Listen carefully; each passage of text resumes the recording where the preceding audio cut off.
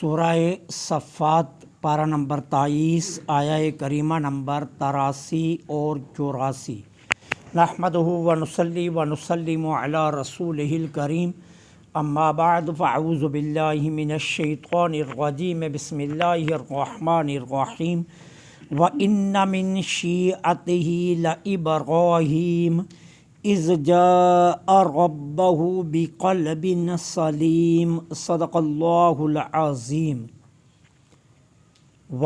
اور انا بے شک من شیعتہ نوح کے گروہ سے ہی تھے ابراہیم بھی، اذ جب جاء وہ حاضر ہوئے ربہ اپنے رب کے سامنے بقلب سلیم، قلب سلیم کے ساتھ۔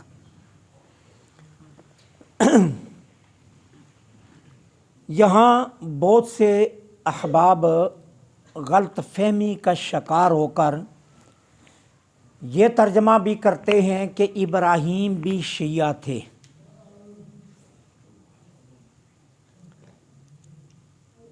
شیعہ لفظ عربی کا ہے، ان سے پوچھئے کہ پھر شیعہ کا ترجمہ کیا ہوگا۔ اب یہ تو نہیں ہے نا کہ جس زبان کا لفظ ہے اسی زبان میں ہی بول دیا جائے۔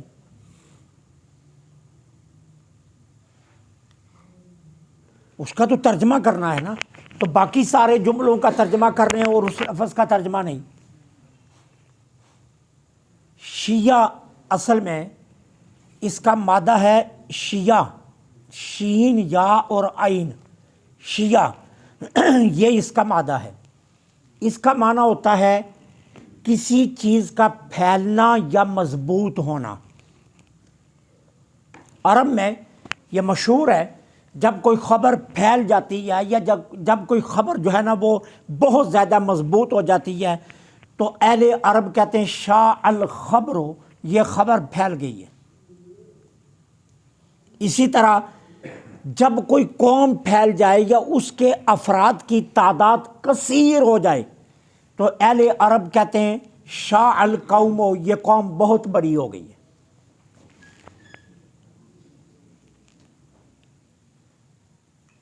تو شیعہ کا ایک معنی ہے پھیلنا یا قوی ہونا، اور شیعہ کا ایک معنی ہے مددگار، آوان۔ کسی انسان کو جن انسانوں سے قوت ملتی ہے، قوت حاصل ہوتی ہے، وہ انسان اس انسان کے شیعہ ہوتے ہیں کیونکہ انہوں نے اس کو طاقت دی ہے۔ اسی طرح شیعہ یہ شیعہ سے بھی بنا ہے، اور شیعہ کہتے ہیں چھوٹی چھوٹی لکڑیوں کو عربی زبان میں، کہ جو بڑی لکڑیوں کے ساتھ رکھ کر بڑی لکڑیوں کو ملا کر جلائی جاتی ہیں، ان کو عربی زبان میں شیعہ کہتے ہیں۔ تو پھر معنی کیا ہوگا؟ شیعہ متبعین، ہم خیال لوگوں کو بھی شیعہ کہا جاتا ہے، اور شیعہ گروہ کو بھی کہا جاتا ہے، شیعہ جماعت کو بھی کہا جاتا ہے۔ یہ سارے عربی لغت میں اس کے معنی ہیں۔ اور اگر مطلق لفظ شیعہ کا معنی شیعہ ہی کیا جائے تو پھر آپ پیچھے پارہ نمبر 8 میں چلے جائیں۔ پارہ نمبر 8 میں اللہ تعالیٰ فرماتے ہیں ان الذین فرقوا دینہم کانوا شیعا، جنہوں نے دین میں تفرقہ ڈالا وہ شیعہ تھے۔ اب وہاں معنی یہی کی کرو گے کہ جنہوں نے دین میں تفرقہ ڈالا سب سے پہلے وہ شیعہ تھے۔ اگر شیعہ کا معنی شیعہ ہی کیا جائے تو قرآن کریم میں یہ لفظ 8 جگہ پر استعمال ہوا ہے، صرف اس ایک جگہ کے علاوہ باقی ساری جگہ وہ معنی بنتے ہیں کہ یہ لوگ اس معنی کو تسلیم نہیں کریں گے۔ تو یہاں شیعہ کا مطلب کیا ہے؟ گروہ، کہ نوح علیہ السلام کے گروہ سے ہی ابراہیم بھی تھے۔ مطلب کیا ہے کہ جس طرح نوح نبی ہیں ابراہیم بھی نبی ہیں، اور جو عقائد نوح علیہ السلام کے تھے وہی عقائد ابراہیم کے ہیں۔ انبیاء کی شریعتیں مختلف ہوتی ہیں، عقیدے مختلف نہیں ہوتے، یہ ذہن میں رکھنا۔ سارے نبی عقائد میں ایک ہیں،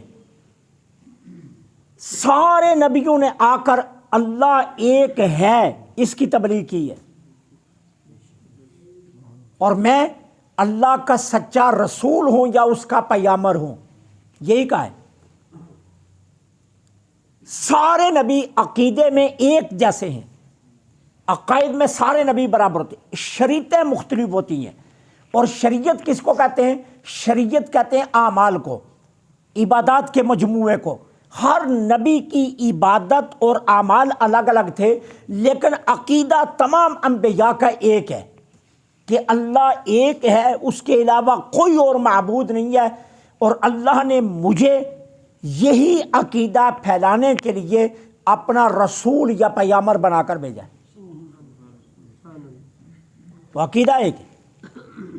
اب کہا کہ نوح کے گروہ سے ہیں ابراہیم، کیا مطلب؟ کہ جو عقائد حضرت نوح کے تھے وہی عقائد ابراہیم کے ہیں۔ جس مقصد کے لیے نوح آئے اسی مقصد کے لیے ابراہیم آئے، صرف شریعت کا اختلاف ہے کہ ان کی شریعت اپنی تھی اور ان کی اپنی ہے۔ تو شریعتوں کا اختلاف، یہ مختلف ہے۔ باقی رہا معاملہ عقائد کا، تو عقائد ایک جیسے ہیں۔ اور گروہ انبیاء میں نوح بھی نبی ہیں، اور گروہ انبیاء میں ابراہیم بھی نبی ہیں۔ اس اعتبار سے کہا کہ نوح کے گروہ سے ہیں ابراہیم بھی۔ اس کا معنی یہ نہیں ہے کہ ابراہیم شیعہ تھے، معنی یہ ہے کہ گروہ نوح سے ابراہیم بھی تھے۔ تو مطلب کیا نکلا؟ اگر نوح سچے ہیں تو ابراہیم بھی سچے ہیں، یہ بتایا جا رہا ہے۔ شریعت کا اختلاف یہ کسی کو گروہ سے نہیں نکالتا، عقیدے کا اختلاف گروہ سے نکالتا ہے۔ یہاں ہمارے تمام مکاتب فکر کے اندر جو اختلاف ہے نا، وہ اختلاف عقائد پر ہیں، اعمال پر نہیں۔ اعمال پر جو اختلاف ہیں یہ فروعی ہیں، ان پر کسی جگہ بھی پیچ اپ کیا جا سکتا ہے۔ ہاتھ باندھ کر نماز پڑھ لو یا ہاتھ کھول کر نماز پڑھ لو، رفع یدین کے ساتھ پڑھ لو یا بغیر رفع یدین کے ساتھ پڑھ لو، یہ وہ مسائل ہیں جو فروعی ہیں۔ اختلاف کہاں ہے؟ عقائد میں، اصل عقائد میں اختلاف ہے۔ اور وہ کیا ہے کہ حضور کی ذات کے بارے میں جو نظریات ہیں وہاں اختلاف ہے، اور حضور کی ذات یہ عقیدے کا اصل ہے، جڑ ہے، جڑ۔ حضور کی ذات عقیدے کی جڑ ہے۔ اللہ پر تو کسی کو اختلاف نہیں ہے۔ مشرکین مکہ بھی تو اللہ کو مانتے تھے۔ آپ پیچھے پڑھ رہے ہیں کہ ان سے پوچھیے کس نے آسمان بنایا تو کہتے تھے اللہ، روزی کون دیتا کہتے تھے اللہ۔ اللہ پر تو کبھی بھی اختلاف نہیں رہا ہے۔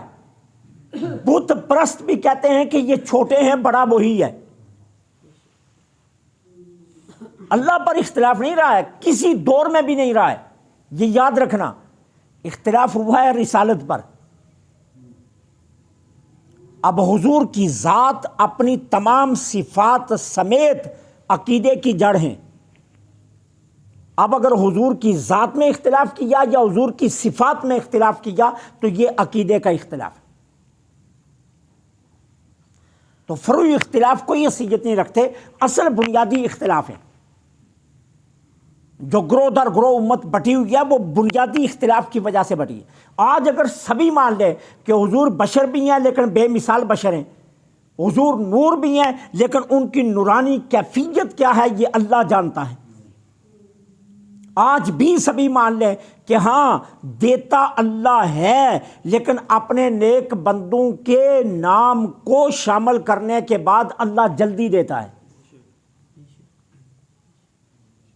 تو اختلاف ختم ہو سکتے ہیں۔ روٹی سامنے رکھ کر دعا مانگ لی جائے یا روٹی پسے پشت رکھ کر دعا مانگ لی جائے، دیگیں اندر رکھ کر دعا مانگ لی جائیں اور بعد میں وہی دیگیں تقسیم کر لی جائیں، یا ان میں سے ایک پلیٹ بھر کر سامنے رکھ کر دعا مانگ کر پھر وہی دیگیں تقسیم کر دی جائیں، بات تو ایک ہی ہے۔